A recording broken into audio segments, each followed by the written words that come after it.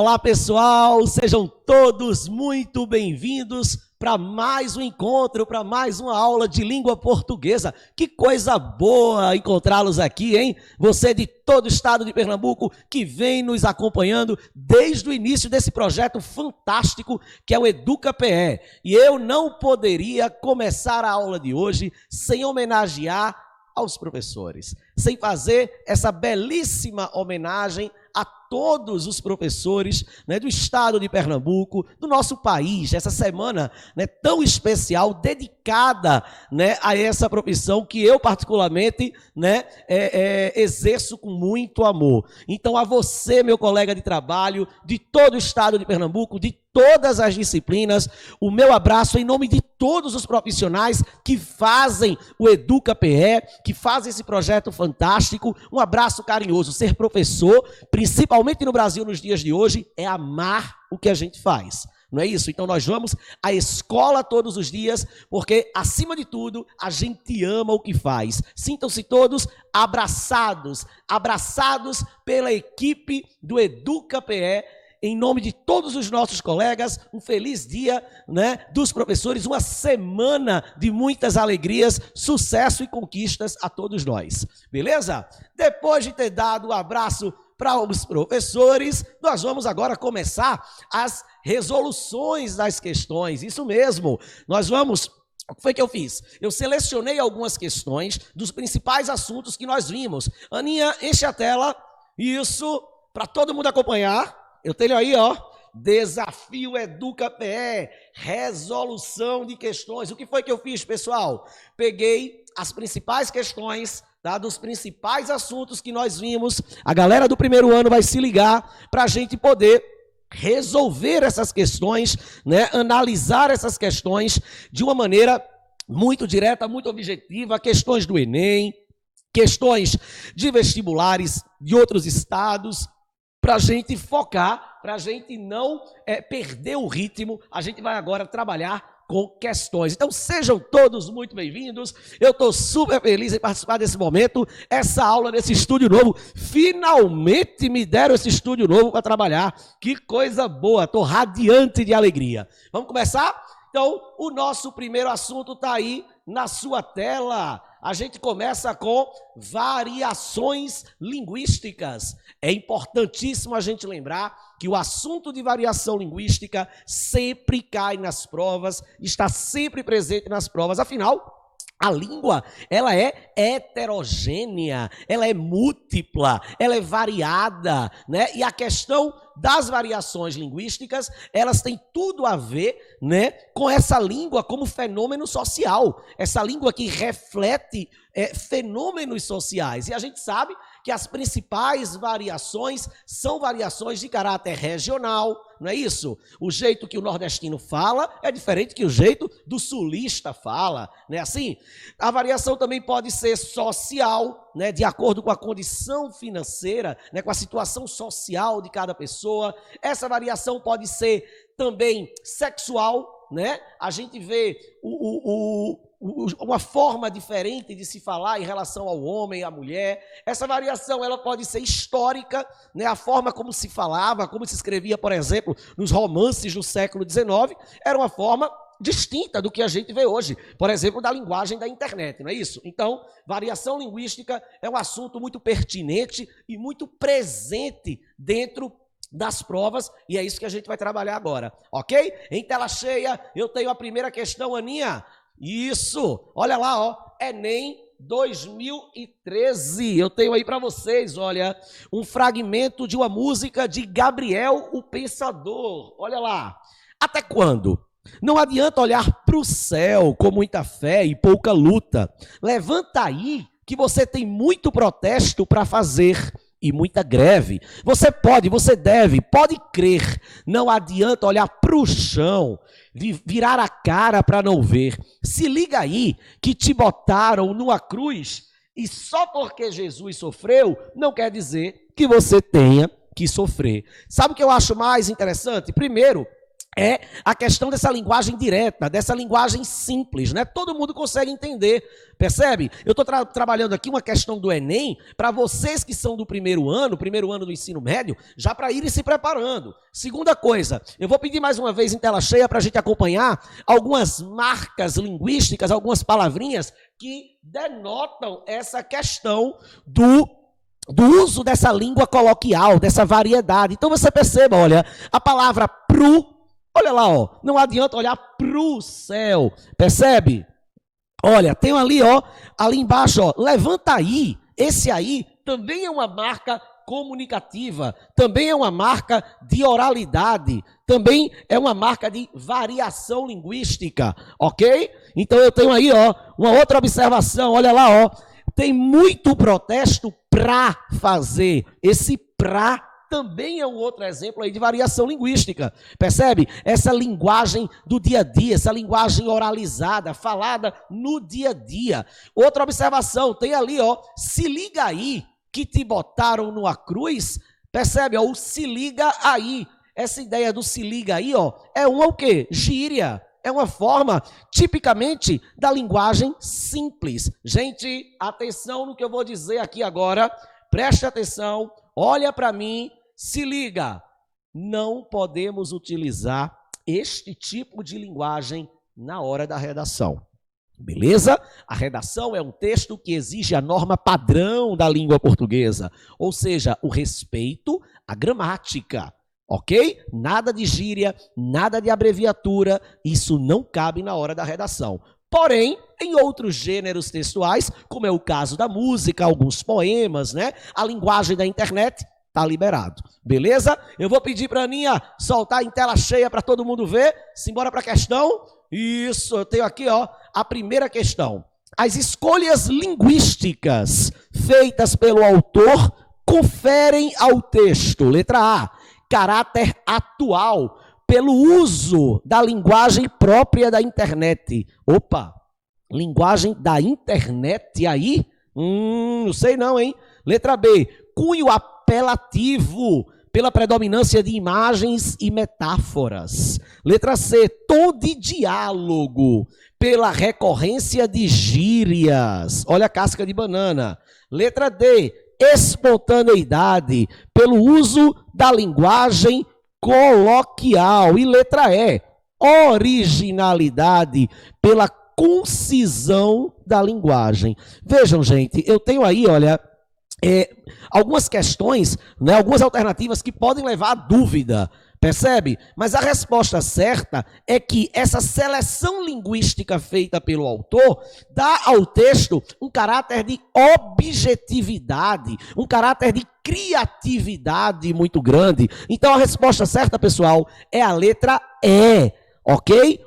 Originalidade, pela concisão da linguagem. Lembrando, uma linguagem concisa é uma linguagem direta, sem arrudeios, é uma linguagem objetiva, beleza?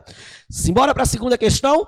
Eu tenho aí, olha, mais uma questão que eu fui pesquisar para vocês, uma questão do Enem. Você, fera do primeiro ano do ensino médio, já está se preparando aos pouquinhos para o Enem, já pode fazer a prova do Enem por experiência. Então tá aí, ó, mais uma questão do Enem para você que vem nos acompanhando aqui no Educa PE. Não nos segue ainda? Vai lá no canal do YouTube, te inscreve, tem todas as nossas aulas lá, vai lá no nosso Facebook, que tem todas as aulas, os comentários e as disciplinas, já as aulas de todas as disciplinas estão lá, muito bom, não é isso? Vamos embora revisar nesse ritmo frenético, porque o Enem está batendo na porta, as provas estão batendo na porta, daqui a pouco tem o SSA 1, que também cai variação linguística, hein? Se liga nisso. Então, segunda questão, Ana Macário. Perfeito, você arrasa, show de bola, Aninha. Olha só, trabalhar com a equipe dessa é algo fabuloso. Eu tenho aí, ó, segunda questão, também sobre variação linguística. Olha lá, gente, é um trecho da Gramática na Cabeça, do escritor Círio Pocente, tá bom? Ele é um gramático da área de língua portuguesa. Vamos ver o comentário dele, né? Ele, na verdade, ele é da área de linguística. Vamos dar uma olhada. Só há uma saída para a escola se ela quiser ser mais bem-sucedida. Aceitar a mudança da língua como um fato Isso deve significar que a escola deve aceitar qualquer forma de língua em suas atividades escritas? Não deve mais corrigir? Não. Há outra dimensão a ser considerada. De fato, no mundo real da escrita, não existe apenas um português correto, que valeria para todas as ocasiões. O estilo dos contratos não é o mesmo dos manuais de instrução. E dos juízes do Supremo, não é o mesmo dos cordelistas. O dos editoriais dos jornais não é o mesmo dos cadernos de cultura dos mesmos jornais. Ou do de seus colunistas. E aí a gente percebe, né, o comentário do escritor Círio Pocente em relação à aceitabilidade dessa língua heterogênea. Né? Gente, nós precisamos saber que não existe apenas uma forma de se manifestar linguisticamente. Perdão, nós temos que lembrar que a gramática, ela é apenas uma das mais diversas formas de manifestação da língua.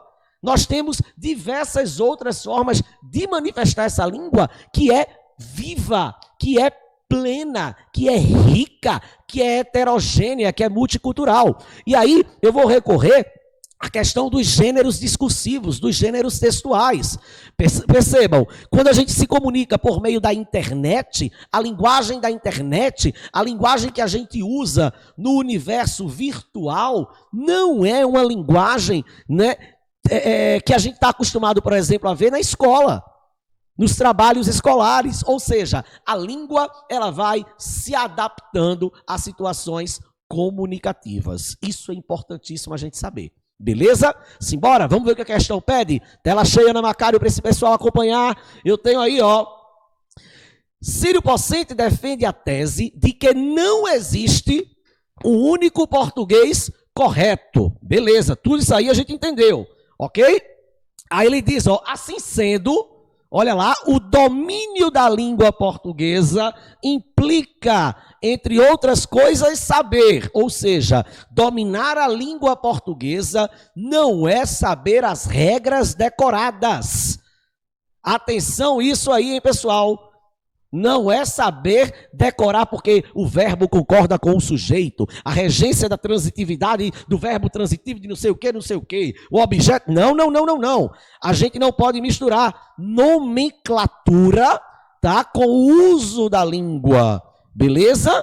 Se liga nisso, é importante a gente saber a gramática para algumas situações, como por exemplo a hora da redação, tá bom? Mas dominar a língua é saber se comunicar de maneira coerente, de uma maneira que todos entendam, beleza? Sem, como é que a gente pode dizer, sem lacunas na comunicação, beleza? Então eu tenho aí para você agora, olha lá. Letra A, descartar as marcas de informalidade do texto. Oi? Círio Pocente diz isso? Gente, pelo amor de Deus, dominar a língua é descartar essas marcas? Claro que não. E a linguagem informal fica como? Esquecida? Pelo amor de Deus, né? Letra B, reservar o emprego da norma padrão aos textos de circulação ampla. Olha lá. Preste atenção. Letra C, moldar a norma padrão do português pela linguagem do discurso jornalístico, ou seja, todos os textos terão agora como base o discurso jornalístico, a norma utilizada pelo discurso jornalístico. Falso, né, pessoal? Letra D, adequar as formas da língua a diferentes tipos de texto e contexto. E letra E, desprezar as formas da língua previstas pelas gramáticas e manuais divulgados pela escola. Oi? Como é isso? Desprezar de jeito nenhum. Pessoal, atenção, preste atenção. Gente, como o próprio escritor diz no texto, a gente tem que se ligar, porque a língua ela vai se adaptar às situações comunicativas. É importantíssimo a gente saber. Ou seja, a resposta certa está na letra D. D de dado, pessoal. Olha lá, nós precisamos adequar as formas como nós vamos, né, nos comunicar dentro de cada situação comunicativa. Vamos dar um exemplo? Vou dar um exemplo para você. Olha, Se você vai apresentar um trabalho na escola, a linguagem que você vai utilizar naquela apresentação, na sala de aula, para os seus colegas, para a sua professora, para o seu professor, não é a mesma linguagem que você vai se comunicar com os seus amigos. Quando vai à praia, quando vai ao shopping, quando vai ao cinema, quando vai ao parque. Percebe? A língua, ela vai se adaptando às situações de comunicação. Beleza? É uma língua viva e heterogênea, variada, múltipla e precisa ser respeitada nas suas mais diversas formas de existência. Ok? Fechamos? Vamos mudar um pouco de assunto? Vou mudar de assunto e nós vamos agora para as próximas questões. Olha lá, agora a gente vai falar de figuras de linguagem, um assunto extremamente importante que está dentro da parte de semântica, ou seja, o estudo do sentido. Perfeito, olha lá. Lembrando que o próprio nome diz, né?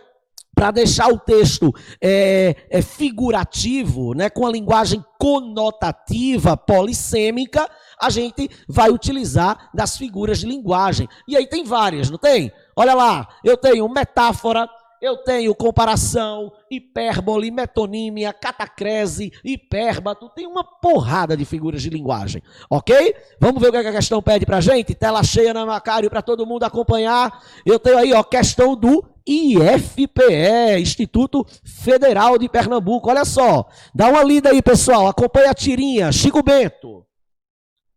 O humor da tirinha, vamos ler primeiro a tirinha, né? Tem aí, ó, meu pai tem 800 cabeças de gado. E o seu? O meu pai só tem um boi, mas ele tá inteirinho. Oh, meu Deus, o Chico Bento, ele não entendeu. Não é verdade? Ali o rapaz estava falando ali, ó, da quantidade das cabeças de gado, não é isso? Olha lá.